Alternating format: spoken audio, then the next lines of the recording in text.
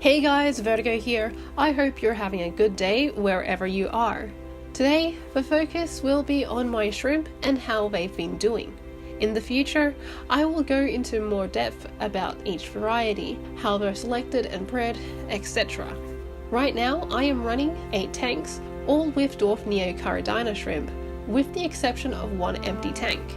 These shrimp come in a variety of colours and some patterns, thanks to selective breeding. The reason I keep this species almost exclusively in the invertebrate room is due to being on tap water. Neocaridina shrimp are much hardier than the other popular group of shrimp, the Caridina shrimp, which require more controlled water parameters to thrive. Eventually, I will set up a reverse osmosis system and restructure the entire room to include those more difficult shrimp. But I'll have to wait for the greenhouse and the future invertebrate room to be finished before that. Back to the shrimp. I currently keep 5 varieties of shrimp, so let's go through each tank and have a little chat. First, we're going to start with my longtime favourites, the Bloody Mary shrimp. I have 2 tanks. One is my A team, which I've been working on for a while, and my B team, which I started more recently. I just love the deep wine red colours of these shrimp. If any of you have known me from Facebook, you might know me for these Bloody Mary shrimp. I bred a lot and I sold a lot of them in Australia. But my colony was getting a little bit small and I really wanted to have a big colony with lots of adults for myself to enjoy. Another thing is that Bloody Mary shrimp are really slow to get their good colours, much slower than any other colour variety of Neocaridina shrimp. And they are truly ugly ducklings when they are young.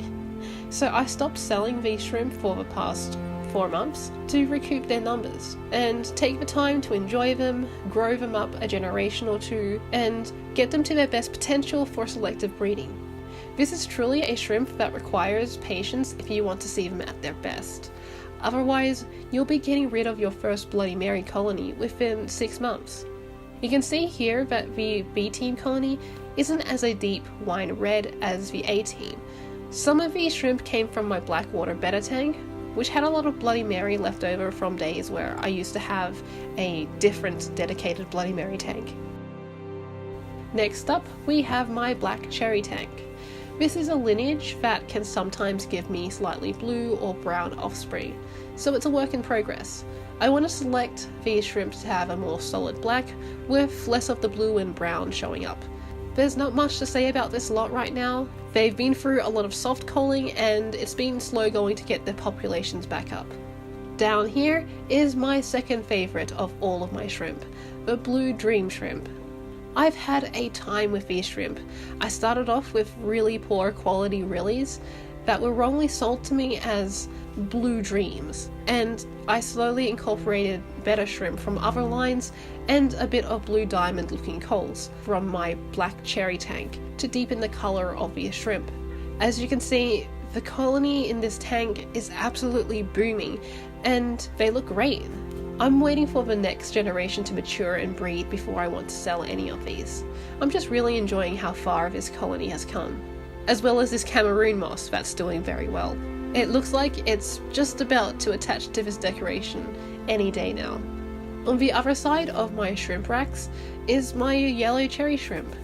Honestly, they're not the most intense yellows right now. I haven't been doing much selective breeding with them, just letting the population grow. I started with some very large, old mature shrimp, which were stunning and mind-blowingly big. Like, I had never seen adult shrimp so large. Unfortunately, they did eventually pass away from what I assume would be old age.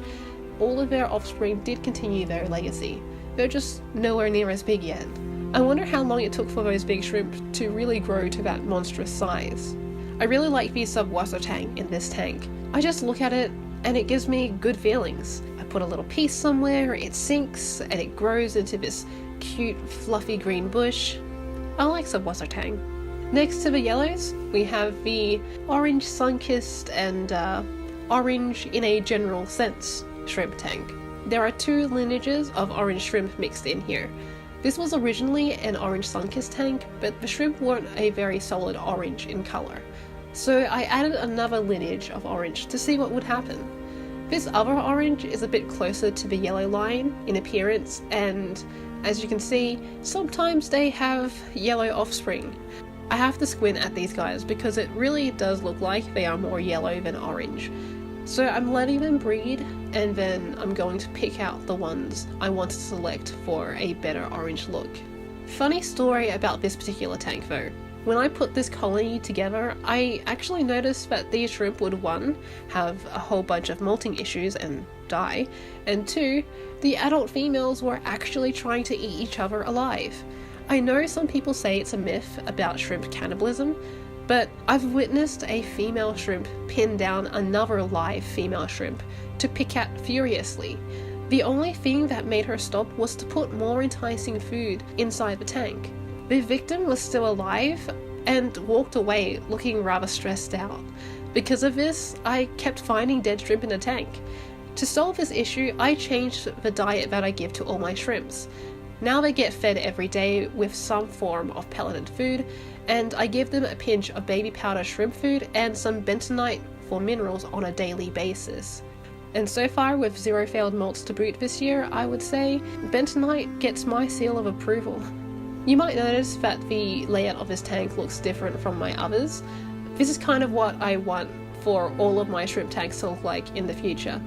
A mossy mesh carpet up front with a dense forest of stem plants in the back. I might look into ways of growing moss in a more vertical surface to give my baby shrimp more surfaces to graze on. I'm pretty happy with how this looks. I just need to make all of my other tanks look like this.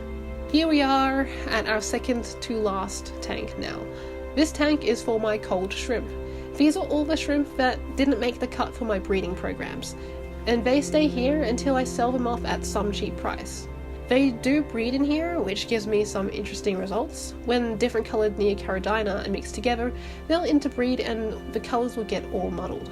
You'll get some greys, muted reds and browns and blues, and some might even be brown with a bit of blue-red tinges, and some with interesting speckling, though at the end of the day, continued interbreeding of different colour varieties will result in something that looks more like a wild Neocaridina shrimp. So as interesting and as lovely as I think they can be, most people don't see much value in them.